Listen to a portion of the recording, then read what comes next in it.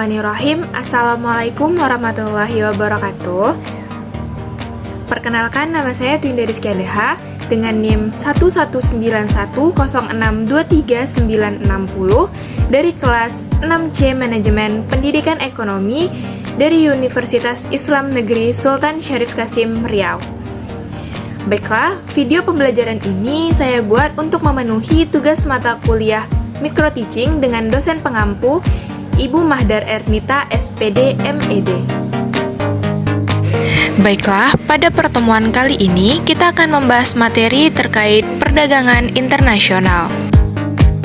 Setelah selesai membahas materi ini, diharapkan anak-anak dapat pertama, menjelaskan pengertian dari perdagangan internasional, lalu yang kedua, menjelaskan faktor-faktor yang mempengaruhi perdagangan internasional, dan yang terakhir, menjelaskan manfaat dan hambatan dari perdagangan internasional.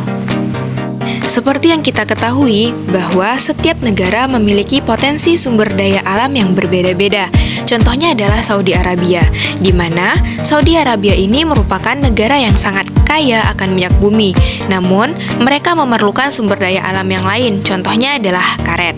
Sementara di Indonesia, produksi minyak bumi belum mencukupi, tapi Indonesia merupakan penyumbang 21% dari produksi karet alam dunia. Nah, perbedaan potensi sumber daya alam yang dimiliki oleh Saudi Arabia dan juga Indonesia ini menyebabkan terjadinya perdagangan internasional, di mana Saudi Arabia memperdagangkan minyak bumi ke Indonesia, sedangkan Indonesia memperdagangkan atau menjual karet ke Arab Saudi. Terjadinya perdagangan internasional menimbulkan aktivitas yang dinamakan ekspor dan impor. Ekspor adalah aktivitas mengirim atau menjual barang ke negara lain. Negara pelaku ekspor disebut dengan eksportir, sementara impor adalah masuknya barang dari negara lain. Negara pelaku impor disebut dengan importir. Perdagangan internasional adalah proses pertukaran barang dan jasa antar dua negara atau lebih dengan tujuan untuk mendapatkan keuntungan atau laba. Nah, selanjutnya adalah faktor-faktor yang mendorong terjadinya perdagangan internasional. Nah, jadi faktor yang mendorong terjadinya perdagangan internasional yang pertama adalah perbedaan sumber daya alam yang dimiliki oleh setiap negara, di mana perbedaan potensi sumber daya alam masing-masing negara ini dipengaruhi oleh luas daerah, letak geografis, dan juga iklim.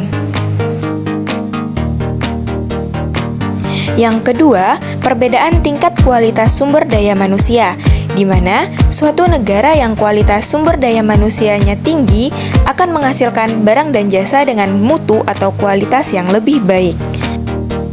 Faktor selanjutnya adalah perbedaan ilmu pengetahuan dan teknologi, di mana negara yang menguasai ilmu pengetahuan dan teknologi akan mampu memproduksi barang dan jasa yang lebih banyak, bermutu, dan efisien dibanding dengan negara yang tidak menguasainya. Yang keempat adalah perbedaan budaya suatu bangsa, di mana perbedaan budaya suatu negara akan sangat mempengaruhi barang yang dihasilkan. Misalnya adalah seni ukir dan batik Indonesia.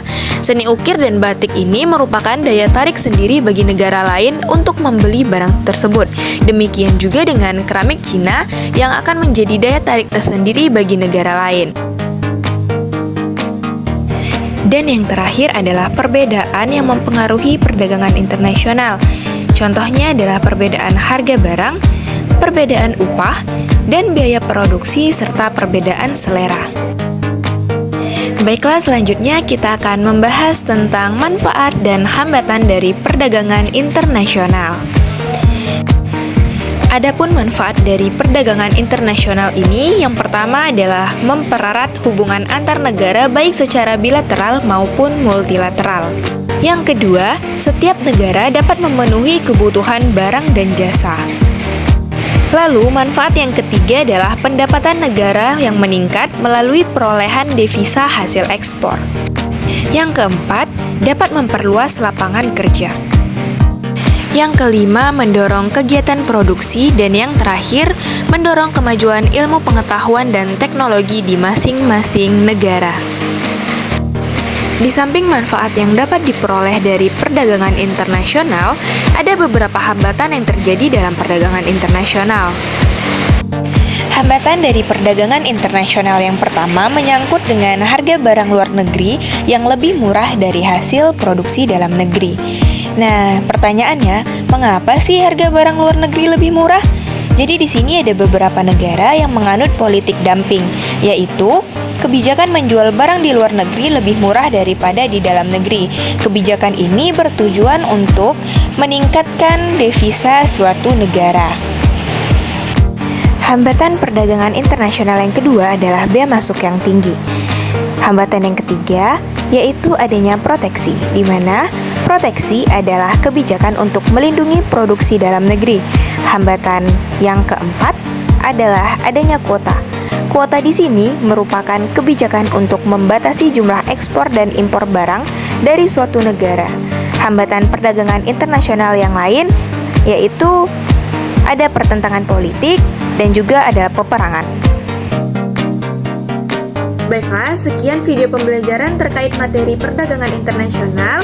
Semoga materi yang telah diajarkan dapat dipahami dan bermanfaat untuk kita semua. Akhir kata, Assalamualaikum warahmatullahi wabarakatuh.